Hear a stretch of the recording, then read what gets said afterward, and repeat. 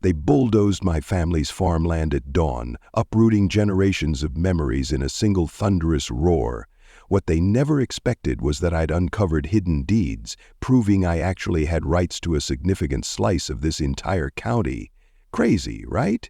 Now, here's a question for you. What would you do if you discovered you had the ultimate leverage to make the HOA pay for every injustice they'd ever inflicted? Tell me in the comments below, where are you tuning in from today?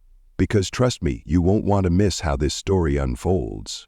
I jolted upright in my chair the moment I heard the gavel slam down, its echo reverberating through the cramped municipal chamber like a thunderbolt. My heart pounded so fiercely that I could practically feel the hum in my fingertips.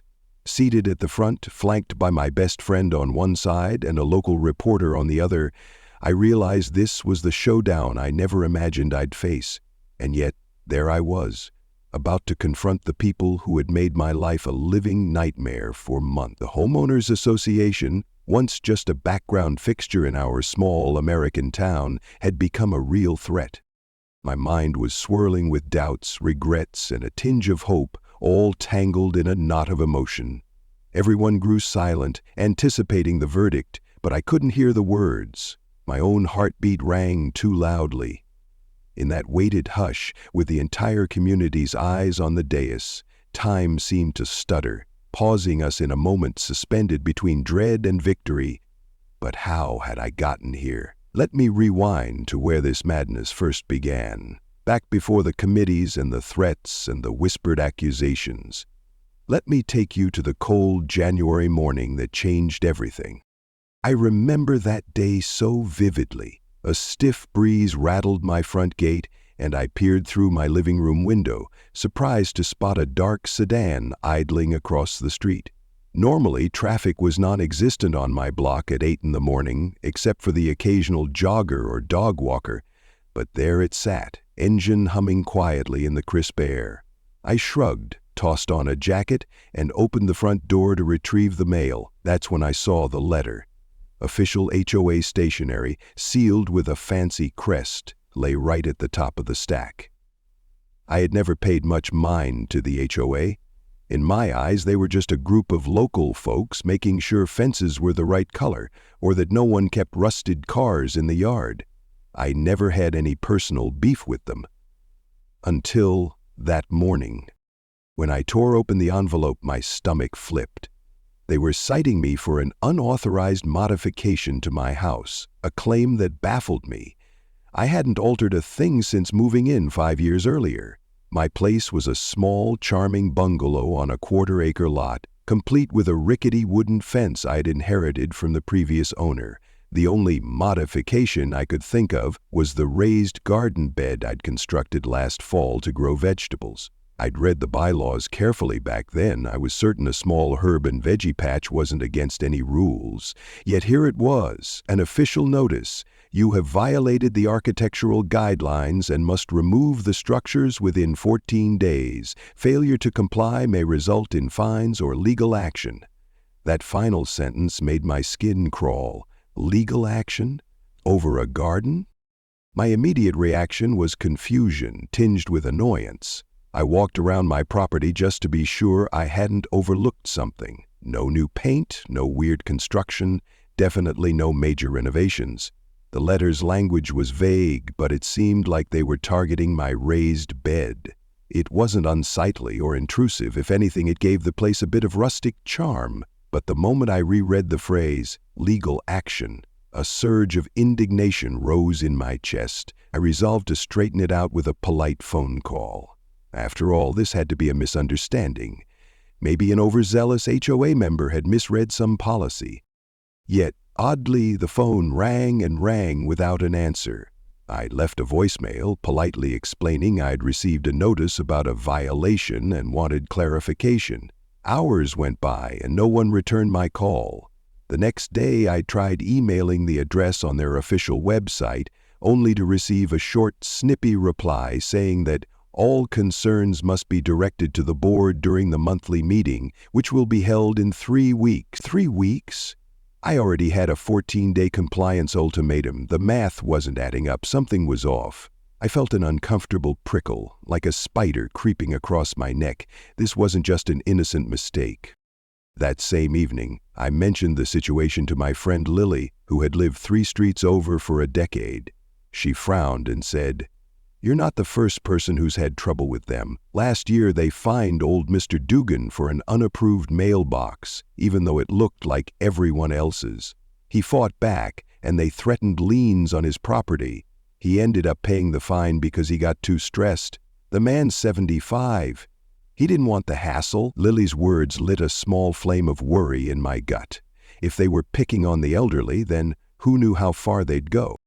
Over the following days, my frustration morphed into a peculiar mixture of anger and anxiety. I found myself pacing around the house, scanning the yard for any detail that could be twisted into a violation. Even so, I tried to keep calm and trust that at the board meeting, everything would be resolved once they realized my little garden bed was perfectly harmless. But the tension gnawed at me constantly, especially when I noticed that dark sedan lurking around the neighborhood again. I caught it parked 2 houses down, facing my backyard. It could be a coincidence, I told myself, but an unsettling feeling kept telling me otherwise.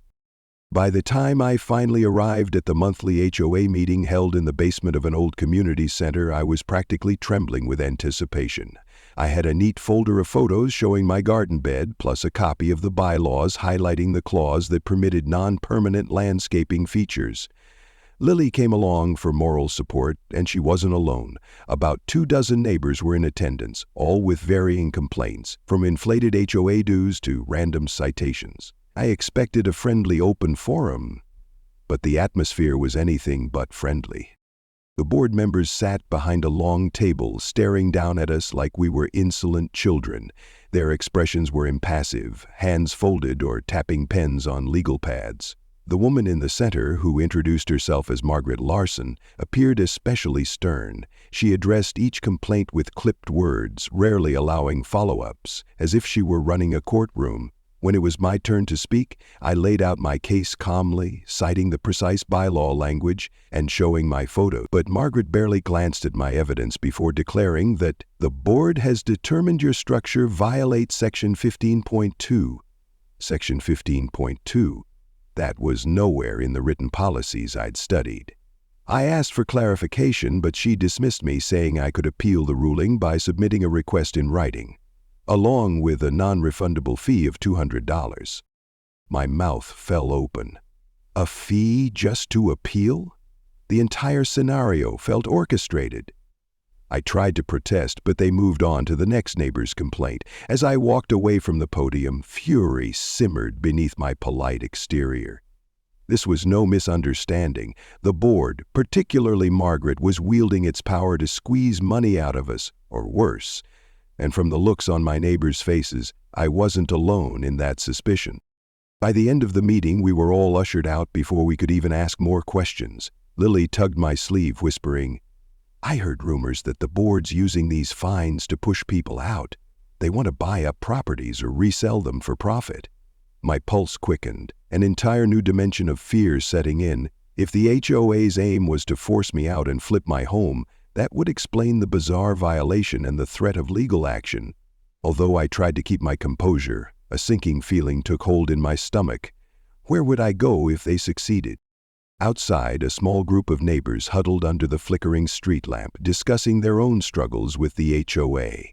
One had been fined for having a basketball hoop in the driveway, another for painting her shutters a shade too bright. Each story echoed the same pattern: random citations, poor communication from the board, escalating threats. The consistent theme? Margaret Larson was at the helm, and every time someone tried to resist, they were slapped with hefty fees, forced into compliance. Something told me we were all pawns in her greater plan. But why? And how could we fight back? With a swirl of thoughts in my head, I headed home, gloom enveloping me. My childhood notion of friendly neighbors and small-town unity felt like a cruel joke. The next morning, I woke up unsettled, determined to figure this out. I had a job, freelance graphic design, which fortunately gave me flexible hours, but the stress was making it hard to focus. Determined to get clarity, I drove downtown to the county clerk's office, hoping to find any public documents that might shed light on the HOA's powers and potential overreach. Little did I know, I was about to unearth more trouble than I could have imagined. At the records department, an older clerk with kind eyes helped me pull the charter documents for our HOA. As I sifted through pages of legalese, something jumped out, a stipulation about special assessments the HOA could levy on the community if a certain majority voted in favor. Curiously, the date of that potential vote was approaching just a couple of months away. If the board could claim that half the properties were in violation, maybe they'd justify a neighborhood-wide assessment or forced buyouts, citing non-compliance. My heart lurched. This was bigger than a petty fight over a garden. Something sinister was at play. Before I could process it all, my phone buzzed with a message from an unknown number. "Stop digging, or you'll regret it." A cold chill skated down my spine. The coincidences were piling up too quickly. Whoever was behind this meant business, yet the more they tried to intimidate me, the more determined I became. I wasn't just fighting for my garden bed. I was fighting for my home, my neighbors, and the integrity of our community. It might have been simpler to give up, pay the fine, dismantle the garden, and keep my head down. But something in me snapped. These bullies had to be stopped. That night, as the wind howled outside my windows, I tossed and turned, replaying the day's events in my mind. I recalled the sly glances of Margaret and her cohorts, the hush in the room whenever someone hinted at corruption. I thought about Mr. Dugan, paying a fine he didn't deserve just because he felt powerless. And I worried about my own precarious future. If push came to shove, would I have to sell my home? My anxiety soared, but a deep resolve crystallized inside me. The board had the advantage of official authority, but I believed in the collective strength of honest people. The question was, how to rally everyone together. The next morning, I was greeted by an even stronger sense of unease. A local real estate agent I knew, Paula, left a voicemail warning me to be extra careful, hinting that the HOA had private connections to major developers eyeing our neighborhood. She mentioned that every citation or forced sale made it easier for those developers to move in and transform our quiet community into something that would line the pockets of a select few. As soon as I hung up, I felt a spark ignite inside my chest. I could never stand idly by while a handful of power-hungry individuals sold out our town. I resolved to expose them, no matter the cost. That day, I reached out to Lily, who immediately offered her help. She wasn't the only one. Word of my confrontation at the board meeting was spreading, and neighbors began contacting me, sharing their own experiences. Some had receipts for bizarre fines they'd paid under duress. Others claimed the HOA had tampered with records. It was a puzzle that seemed bigger with every piece. Yet I could sense a pattern forming. I decided to organize a small gathering at my house, a clandestine meeting of anyone who felt harassed or exploited by the HOA. It was time to pool our information and see the bigger picture. Little did I know that meeting would become the catalyst for all-out war with Margaret Larson and her allies. When Saturday night arrived, my living room was packed. People filled the couch, the armchairs, even crowded onto the floor. The tension was palpable, but so was a sense of camaraderie and determination. Each person took turns recounting their experience. It became clear that the HOA was systematically targeting specific homeowners, particularly those on fixed incomes or those who had smaller mortgages. The aim was likely to force them into selling at below-market prices, then flip the property or broker deals with developers for a handsome profit. No one knew exactly how deep it ran, but we had enough to suspect organized wrongdoing. And because many of our neighbors hadn't the financial resources or emotional strength to battle the threats, the board had been getting away with it. We spent hours brainstorming possible ways to fight back. Lily suggested an investigative approach, gather all the relevant documents, compare patterns of fines, check who profited from sales. Another neighbor, James, revealed he had legal training. Though not a practicing attorney, he offered to help parse the legal jargon to see if the HOA had overstepped their authority. Someone else volunteered to create an anonymous tip line for neighbors afraid to come forward publicly. We even considered approaching local media outlets. The room buzzed with ideas, and for the first time, I felt hope blossoming. Our small group might stand a chance against the big, bad HOA board.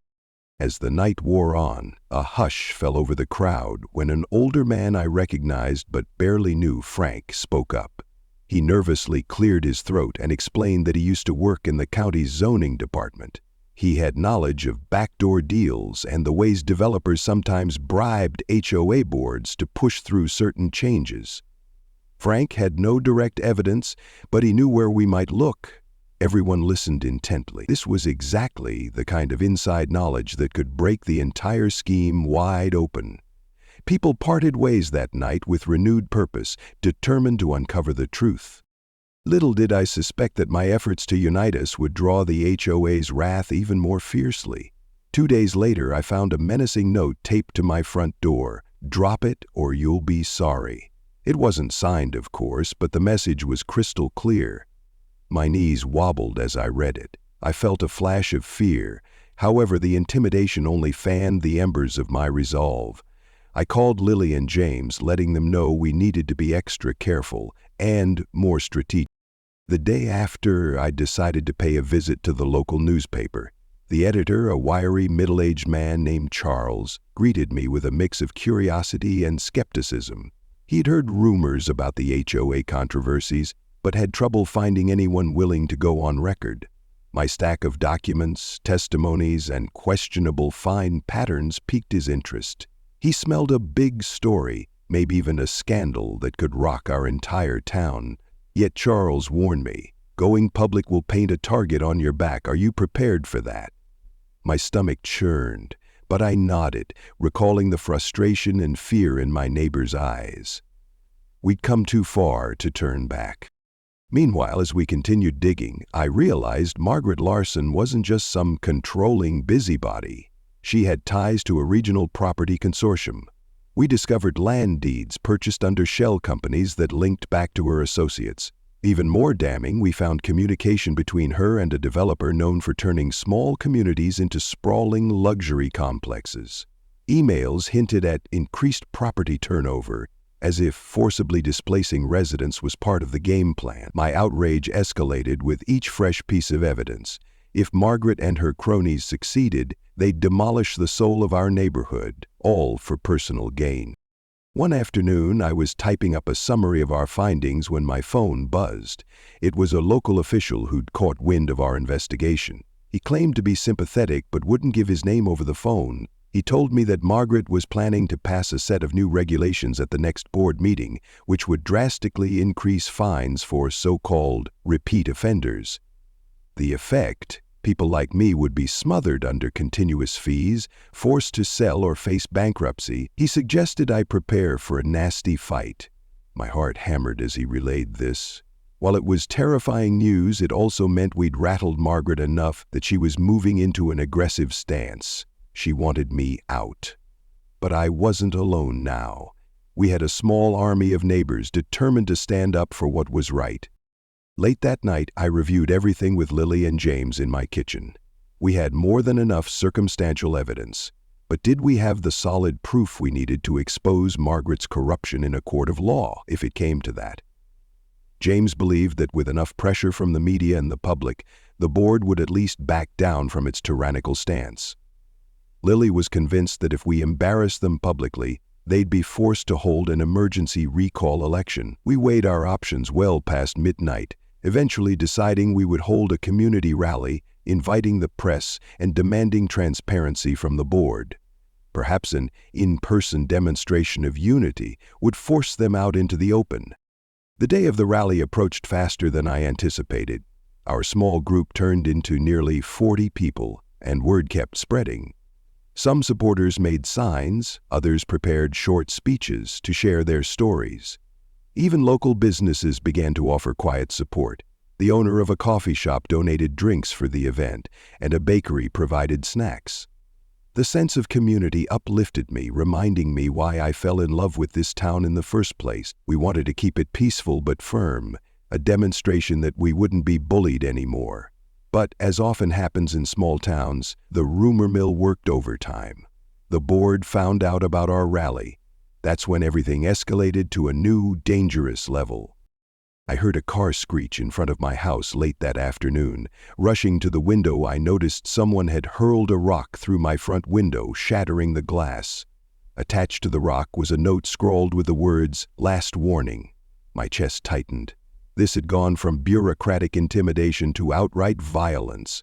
I called the police, filed a report, but given the limited resources of our small-town department, I doubted they'd find the culprit.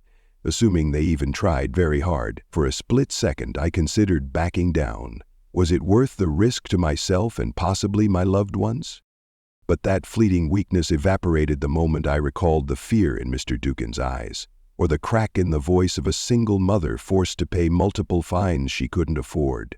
It also reminded me of how corrupt people rely on intimidation to keep good folks silent. In that moment, I felt a new wave of determination. If they were stooping to criminal behavior, we had to keep going until the truth was undeniable. The morning of the rally, I woke up with a knot in my stomach but pushed through with unwavering focus. As the sun crept higher, a group of neighbors assembled at the small park across from the town hall. Homemade signs read things like, "No more bullying, stop HOA corruption," and "We want transparency." Lily passed out flyers summarizing the questionable citations and providing a timeline of suspicious property transfers. James circulated a petition calling for an independent audit of the HOA's finances.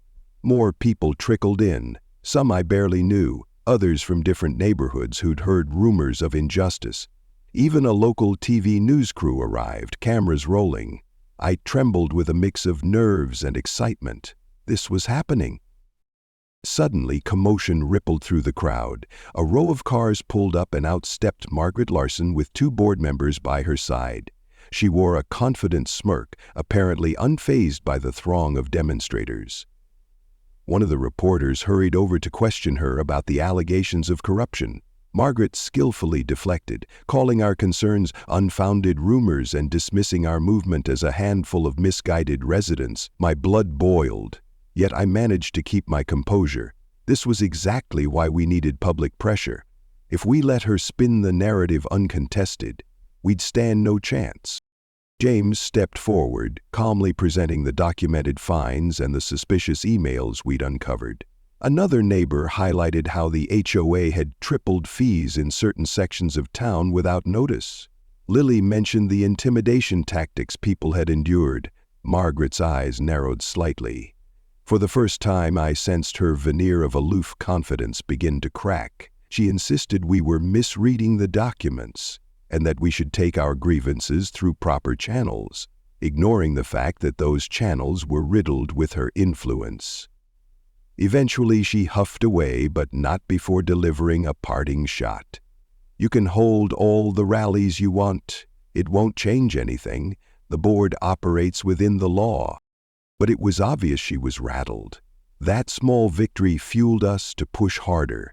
Over the next few weeks, more local journalists picked up the story, shining a light on the questionable tactics and hidden relationships behind the HOA.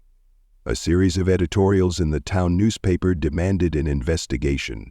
The county commissioner, likely sensing a political opportunity, called for a hearing to address the growing controversy. And so we found ourselves preparing for a formal review of the HOA's practices, to be held in the very municipal building where I'd first heard that dreaded gavel. My anxiety surged, knowing we were heading toward a decisive showdown. But this time, I had an entire community behind me. While we awaited the hearing, we worked tirelessly to gather more evidence. I hardly slept. Lily and James were equally exhausted but refused to slow down.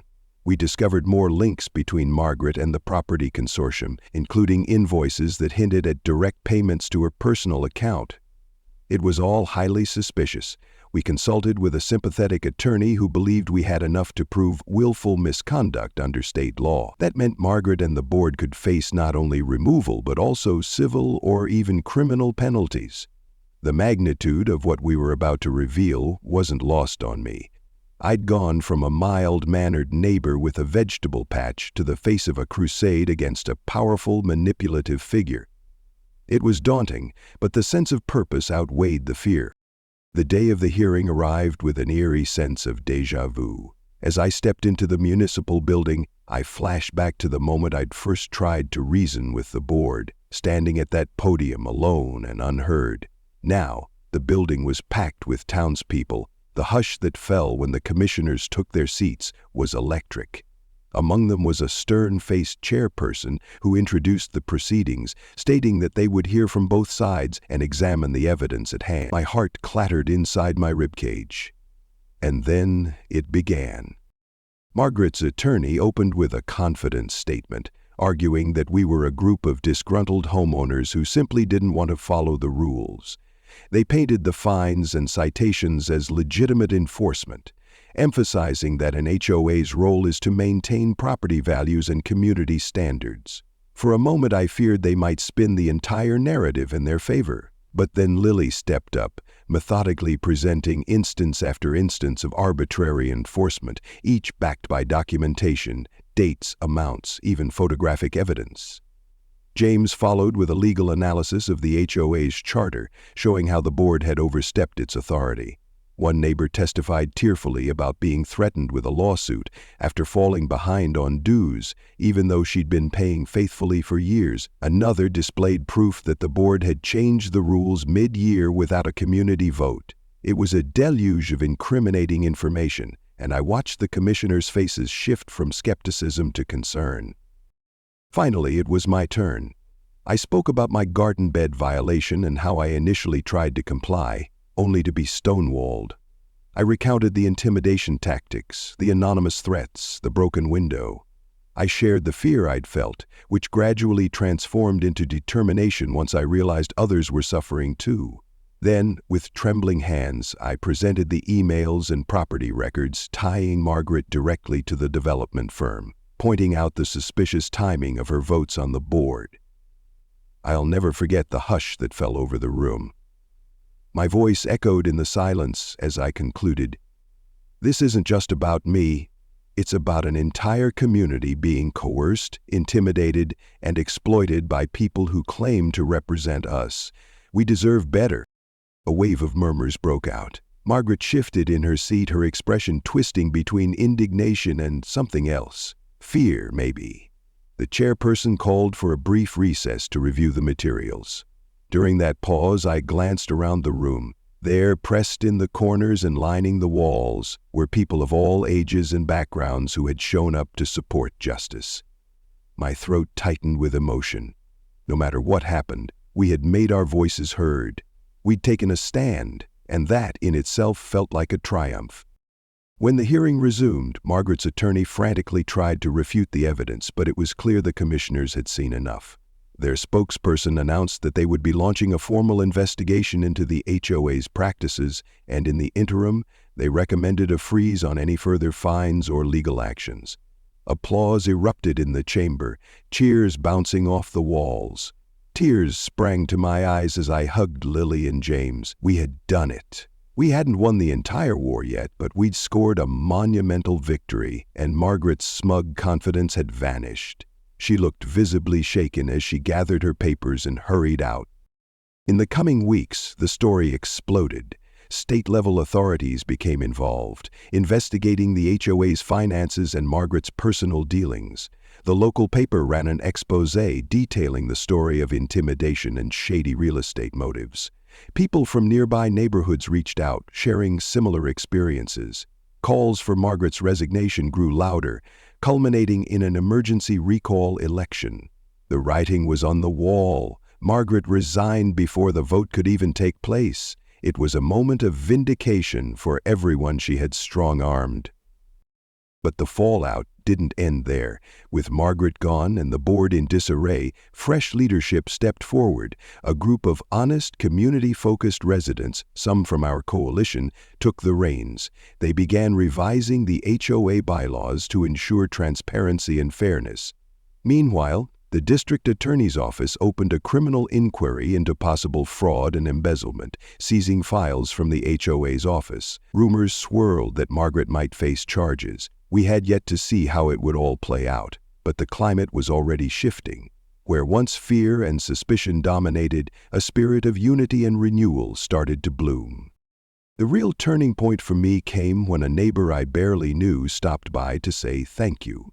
He was a quiet man who rarely mingled, but he explained how he'd been terrified to speak up before. Seeing me and others stand our ground gave him the courage to join the fight. We talked in my front yard, right beside the garden bed that had sparked this entire saga, and he smiled. "I guess a little garden can change the world," he said, half joking. I chuckled and admitted I hadn't expected such a small patch of soil to trigger a revolution in our town, but maybe that was the beauty of it. Sometimes the smallest seeds sow the biggest changes. Despite our successes, I couldn't shake the sense that the real villains behind the scenes might try another tactic, or that developers would simply find another route to exploit small communities. Corruption has a habit of resurfacing in new guises, but we had proven something essential. Ordinary people, when united, can stand up to corruption and win. Over time, our newly elected HOA board took steps to protect residents from future abuses. They added clauses that required full transparency for any financial transactions, established committees that included diverse voices from the community, and introduced conflict resolution pathways that were neutral and fair. Life began to settle back into a more peaceful rhythm. I returned to focusing on my work as a freelance graphic designer. My garden flourished, providing a modest bounty of tomatoes, peppers, and fresh herbs. Best of all, the sense of isolation and fear that once hung over our neighborhood gave way to neighborly connections. People began greeting each other more warmly, discussing improvements or block parties, and even hosting potlucks. The scars from the fight remained, but they also reminded us of what we could achieve when we refused to be bullied. It wasn't long after the new board took over that they publicly apologized to me and others who were wronged, offering restitution for unjust fines. When they asked me to join a community advisory committee, I hesitated, remembering all the turmoil. But after some thought, I agreed. I realized that refusing to be involved would open the door for the same problems to creep back in. If we want a fair community, we all have to participate and stay vigilant. So now I attend monthly meetings, this time without dread. It's a nice feeling to walk into that boardroom and see folks who genuinely care about improving our neighborhood, not exploiting it. Meanwhile, the official investigation progressed. Over time, more people came forward with accounts of intimidation and bribes. Some were reluctant at first, fearing retaliation, but with Margaret removed from power, their stories poured out. The evidence mounted to the point where even state officials couldn't ignore it. Eventually, charges were filed against Margaret and a couple of her close allies for misuse of funds and conspiracy to commit fraud. That case played out slowly, but the outcome seemed inevitable. Most of us followed the proceedings from a distance, grateful that justice was finally within reach. I'll never forget the day I found a letter in my mailbox, a real letter, handwritten in neat cursive, from Mr. Dugan.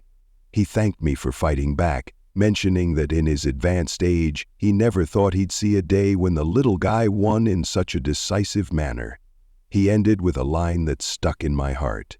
Sometimes, all we need is someone willing to say enough is enough.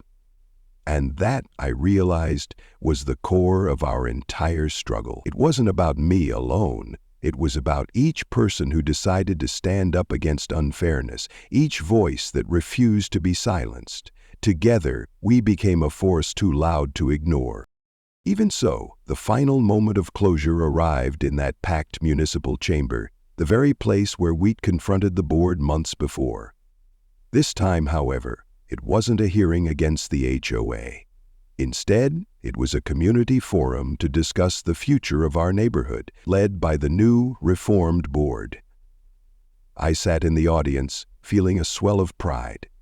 The mood was hopeful, energetic. We talked about improvements for the local park, potential community events, and ways to support neighbors in need. The question of property development arose, but now it was handled transparently, with open dialogue and genuine consideration of residents' opinions. When the meeting concluded, I lingered in the hallway, smiling at familiar faces. Even the ones I hadn't known well before now felt like extended family. Lily nudged me and said, "You did it." I shook my head and laughed. We all did. Because if the past few months had taught me anything, it was that the power of a collective voice can override even the most conniving plots. Looking back, I realized that phone call the night before my window was smashed, warning me to back down, was a pivotal fork in the road. Had I relented, everything might have gone differently. The community would have stayed silenced, people would have kept paying fines, and the developers would have marched in uncontested. But I couldn't surrender my principles. And once I connected with others who felt the same, we formed an unbreakable bond. Today, I walk my dog around the block, passing houses that once seemed haunted by anxiety. Now, many of those yards display colorful flowers, neat lawn ornaments, or playful chalk art on the sidewalks. The gloom of HOA tyranny has dissolved. Kids ride bikes, neighbors chat over fences, and the general atmosphere is one of relief and renewal. The idea that people had once cowered under the threat of a spurious violation notice now feels surreal, like a bad dream. But it was real, and the memory of it will keep us vigilant going forward. We've become a tighter community too. We share resources, check in on older residents, and gather for block parties. The HOA, now under new leadership, focuses on fostering community rather than policing it. The difference is astounding. No more cryptic letters, no more arbitrary fees, no more paranoia about being fined for leaving a hose coiled the wrong way on your lawn. And if any dispute arises, there's a fair process to handle it. Something that once served as a tool of oppression now stands as a platform for unity. Of course, not everything is perfect. There are still disagreements, and we have to remain cautious about future power grabs. But overall, the transformation is undeniable. Visitors to our town often remark on how welcoming it feels, how neighbors seem genuinely invested in one another's well-being. It's a reputation we've worked hard to earn, and one we're committed to preserving. Once in a while, I think back to those initial weeks, how they almost broke me with stress and fear, the phone calls that went unanswered, the scornful looks from the board, the threatening notes. At one point, I doubted I had the stamina or mental fortitude to keep pushing. But each new ally who joined me gave me a renewed burst of courage. And looking at what we achieved, I find myself oddly grateful for that adversity. It proved that a single spark, in my case, a baffling violation notice, can illuminate a whole network of corruption if you're willing to follow the clues and stand up to the bullies. I try to share that lesson whenever possible. A few months ago, a friend in another town called, complaining about her HOA imposing strange fines. I told her everything I learned. Keep records, document every interaction, gather allies, and stay calm but persistent. They might seem all-powerful, I said, but they're not invincible, especially if you get your community on your side. When news finally broke that Margaret had taken a plea deal, it felt anticlimactic. She avoided a lengthy trial and possible prison sentence, but her reputation was forever tarnished. She had to pay restitution, and she was banned from serving on any homeowners association boards in the future. It wasn't the dramatic comeuppance some of us might have wished for, but it was justice enough. The real victory was the empowerment of our community and the new standard of transparency we'd set. That same day, after I heard about Margaret's plea deal, I spent some time tidying up my garden. The tomatoes were thriving, red and juicy, and I plucked a few, savoring their freshness. As I knelt there, hands in the soil, my dog sniffing around the rows of herbs, I felt a wave of peace. The garden had become a symbol of what we fought for, the right to live with dignity, free from unjust interference, and it had all started with a letter telling me to rip it out. In the months that followed, a local journalist asked if I'd be willing to share my story on a broader platform, maybe a short documentary or a feature on a community activism website. I hesitated, unsure if I wanted that spotlight. Ultimately, I decided to do it because it might inspire others. If one more small-town resident stands up to injustice because they saw how we triumphed, then it's worth it. Sometimes, late at night, I get a bit anxious if I see an unfamiliar car pass by slowly or if I hear the wind knocking a branch against my window. Trauma lingers and healing takes time. But I remind myself that I'm not alone anymore. Our neighborhood looks out for one another. If we ever see something suspicious, we speak up. We've learned the power of collective vigilance. There's comfort in knowing we've formed a support network built on mutual trust. The ultimate lesson I carry from this ordeal is simple but profound. Never underestimate the power of ordinary people united by a just cause. Bureaucracies and boards can wield official authority, but they crumble when faced with a community that refuses to be silenced. It's not always easy or safe, but the potential to create real change is vast.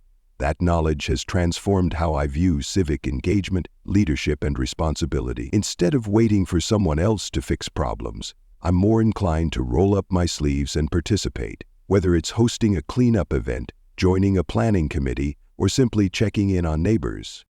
Standing here now, reflecting on everything, I see how this journey was about more than an overreaching HOA. It was about reclaiming our sense of agency, rebuilding communal bonds, and reaffirming that decency and fairness can triumph over greed. Our small-town story may not be a blockbuster drama on the national stage, but to us, it was life-changing. It showed that a single spark, my garden bed, could ignite a flame of resistance that illuminated hidden corruption and united an entire community. We proved that the so-called little people aren't so little when they band together. In the end, that's the greatest gift from this whirlwind of conflict. The realization that we all matter, that our collective voices can protect the places we call home. I glance around my neighborhood now, the sun setting behind a row of tall oak trees, the warm glow of porch lights flickering on, children giggling as they chase each other down the sidewalk. There's a serenity that wasn't there before. We earned this peace, and it stands as a testament to the hard-won victory over intimidation and corruption. If you find yourself feeling powerless, like forces bigger than you are pushing you around, remember our story. Remember that your voice counts. When you stand with neighbors and refuse to back down, you can accomplish the improbable. That's the essence of democracy and community spirit, whether in a tiny American town or a bustling city. We can be the guardians of our own neighborhoods, preserving the things that make them worth living in. As for me, my garden is still my sanctuary. I plant new varieties each season, experimenting with heirloom seeds and pollinator-friendly flowers. Sometimes I catch a neighbor stopping by to admire the plants or chat about growing tomatoes. We bond over recipes and swap gardening tips. No one ever demands I tear down my raised beds, and I realize that in its own quiet way, that's a symbol of freedom. It's also a reminder of how precarious freedom can be, how quickly it can be threatened if we stay silent. But it's also a testament to how strong we can become when we refuse to be silenced.